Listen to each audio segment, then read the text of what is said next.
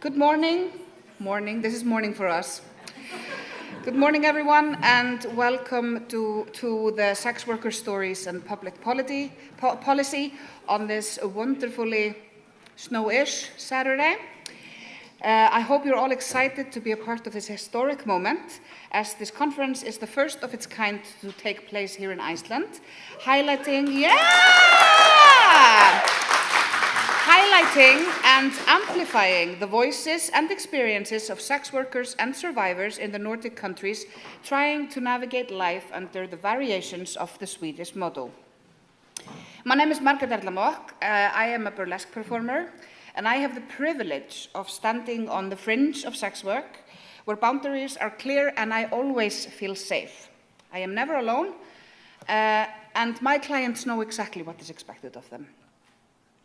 And I know that my work is literally dancing on the graves of sex workers of the past who paved the way of entertainment, sexual expression, and creating nightlife entertainment. But what I feel gets overlooked so easily is the part that sex work has been a part of culture for centuries. Not only the sleazy, lowbrow entertainment that I call home, but the highbrow as well. A large amount of people who performed opera, ballet, and theater had this exact side hustle or even main hustle. But I'm also very interested in the portrayal of sex work in pop culture, the portrayal of sex work for people that are not sex workers. The most recent what the fuck that I had was this week, last Thursday, with my stripper friends, Carissa and Bobby over there. We went to see the Moulin Rouge musical. Where the performers are having a discussion. Oh no, they will close the Moulin Rouge. I don't want to get back to the strip joints and brothels. What exactly did they think the Moulin Rouge was around the year 1900?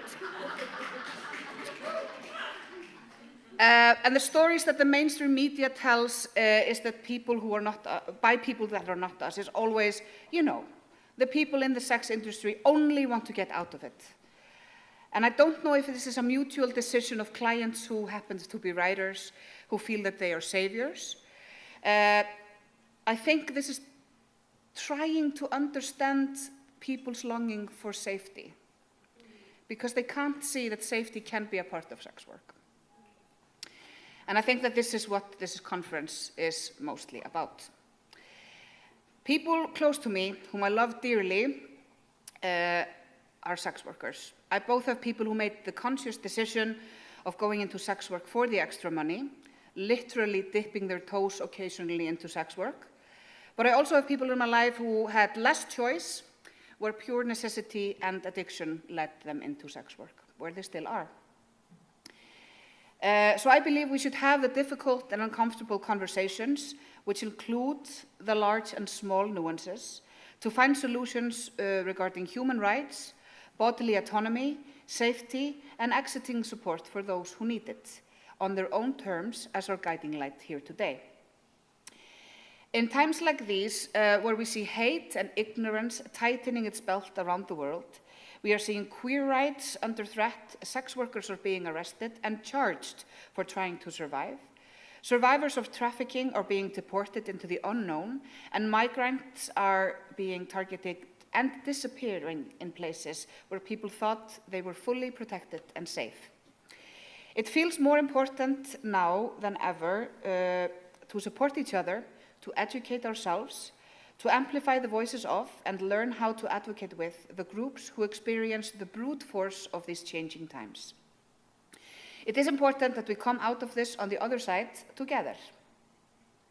Thank you all for coming. And thank you to the Red Umbrella, Rauða Regnhlífin, for doing the difficult conversations.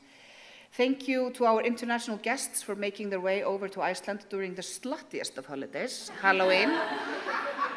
And thank you to the Nordic House for hosting us. I feel this, I don't know if the visitors actually understand how big this is that we are here. This is a huge sign in opening up the conversation, increasing visibility and decreasing the stigma. Already we are doing that with just being here. One would hope. And I feel it's kind of punny, considering our mutual enemy, the Swedish model, to be in the Nordic House. But now I want to introduce keynote speaker. Thank you for having me.